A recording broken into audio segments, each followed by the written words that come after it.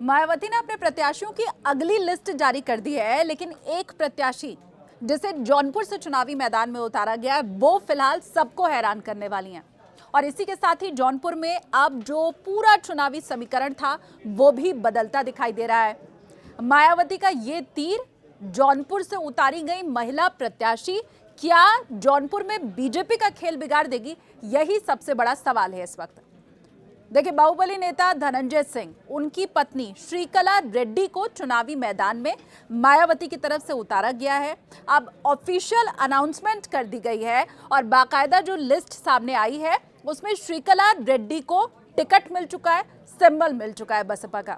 इसके बाद श्रीकला रेड्डी की तरफ से बाकायदा ट्वीट किया गया। इसमें उन्होंने मायावती का शुक्रिया अदा किया गया कि उन्हें बसपा का टिकट दिया गया है। अब बड़ी बात यह है कि ये वो सीट है जहां से धनंजय सिंह खुद चुनाव लड़ना चाहते थे।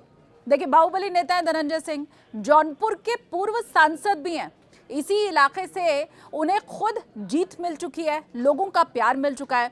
लेकिन बीजेपी की तरफ से जैसे ही कैंडिडेट की घोषणा की गई, धनंजय सिंह ने उसके बाद ये कह दिया कि मैं भी यहीं से ही चुनाव लड़ूंगा।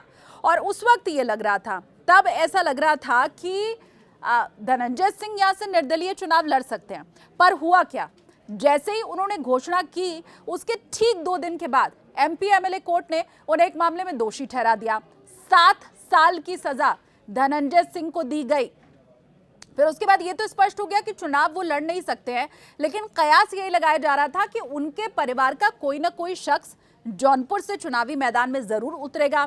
श्रीकला रेड्डी का नाम तब से ही चर्चा में था, लेकिन ये लग रहा था कि श्रीकला रेड्डी बीएसपी उम्मीदवार नहीं बल्कि निर्दलीय के तौर पर चुनाव लड़ेंगी।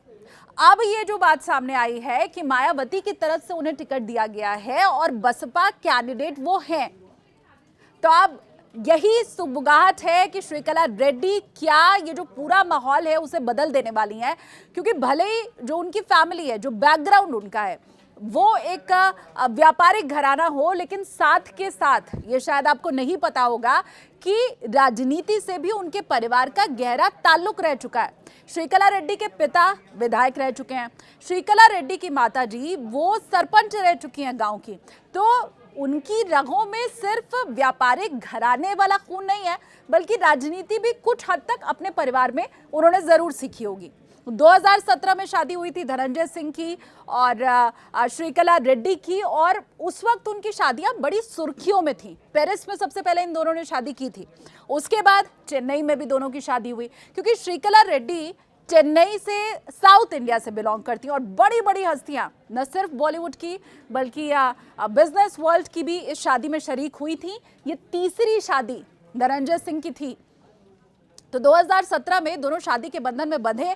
और अब बड़ी बात यह कि क्योंकि 7 साल के लिए धनंजय सिंह जेल में जा चुके हैं, तो उनका जो पूरा का पूरा कामकाज रहने वाला है, या वारिस के तौर पर, राजनीतिक वारिस के तौर पर अब अपनी पत्नी को वो स्थापित करना चाहते हैं।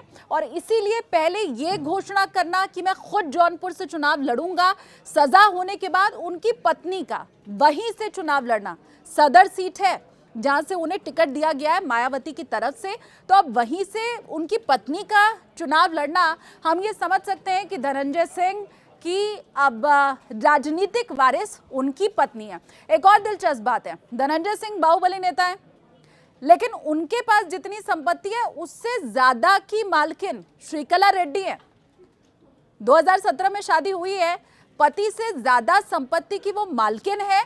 तो न सिर्फ पैसा बल्कि अब राजनीति के क्षेत्र में भी जब वो उतर रही हैं, पति से तो टिप्स मिलेगी, जाहिर सी बात है, लेकिन क्या बसपा ने उन्हें टिकट दिया है तो मायावती से भी उन्हें टिप्स मिलती है, पूरा साथ उन्हें मिलता है, और यहाँ का जो पूरा गणित है वो बदलने में कामयाब हो पाती हैं या फिर नहीं, चुनावी नतीजे जिस दिन आएंगे उस दिन क्लियर हो जाएगा। लेकिन इन सब के बीच आपको बताएं कि कैसे ये जो जौनपुर की लड़ाई है वो अभी दिलचस्प हो चुकी है। भाजपा की टिकट पर यहाँ पर कृपा शंकर सिंह है।